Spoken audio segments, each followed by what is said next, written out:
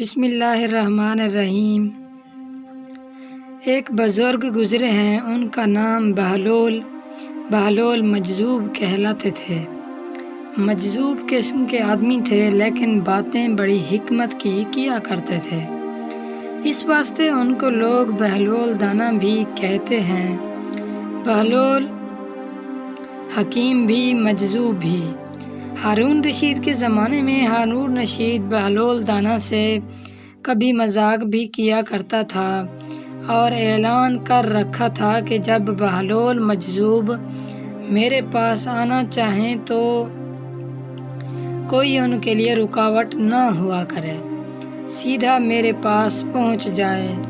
ایک دن ایسے ہی ہارون رشید کے پاس پہنچ گئے تو ہارون رشید مذاق تو کرتے تھے۔ ہارون رشید کے ہاتھ میں ایک چھڑی تھی، وہ چھڑی اٹھا کر انہوں نے بہلول کو دی اور کہا کہ میاں بہلول، یہ چھڑی میں تم کو امانت کے طور پر دیتا ہوں۔ ایسا کرنا، اس دنیا میں جو شخص تمہیں اپنے سے زیادہ بے وقوف ملے اس کو یہ چھڑی دے دینا، میری طرف سے ہدیہ دے دینا۔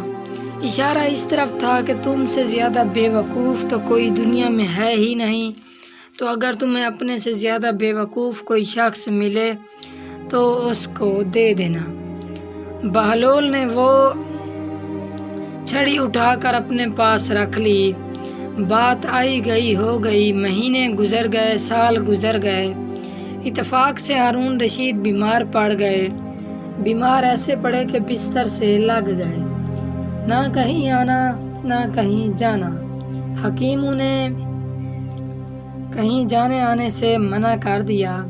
بہلول عیادت کے لیے ہارون رشید کے پاس پہنچے، جا کر کہا کہ امیر المومنین کیا حال ہے؟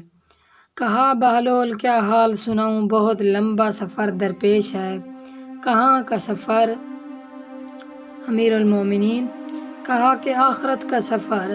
اچھا، تو وہاں پر آپ نے کتنے لشکر بھیجے ہیں، کتنی چھولداریاں، کتنے خیمے؟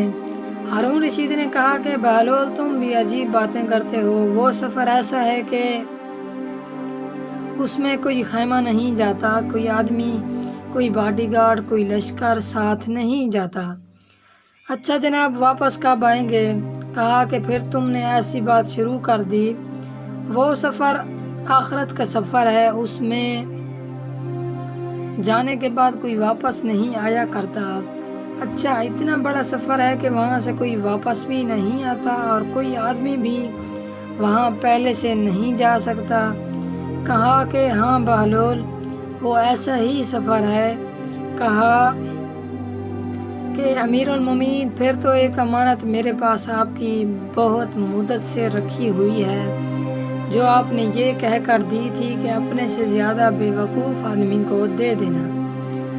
آج مجھے اس چھڑی کا مستحق آپ سے زیادہ کوئی نظر نہیں آتا، اس واسطے کہ میں دیکھتا تھا کہ جب آپ کو چھوٹا سا بھی سفر درپیش ہوتا جہاں سے جلدی واپسی ہوتی تو اس کے لیے آپ پہلے سے بہت سا لشکر بھیجا کرتے تھے، وہ آپ کا راستہ تیار کرتے تھے، منزلیں قائم کرتے تھے۔ لیکن اب آپ کا اتنا لمبا سفر ہو رہا ہے، اس کی کوئی تیاری بھی نہیں ہے اور جہاں سے واپس آنا بھی نہیں ہے، تو مجھے اپنے سے زیادہ بے وقوف صرف آپ ہی ملے ہیں، آپ کے علاوہ کوئی نہیں۔ یہ چھڑی آپ ہی کو مبارک ہو۔ ہارون رشید بات سن کر رو پڑے۔ کہا کہ بہلول، ہم تمہیں دیوانہ سمجھا کرتے تھے، لیکن معلوم یہ ہوا کہ تم سے زیادہ حکیم کوئی نہیں۔ والسلام۔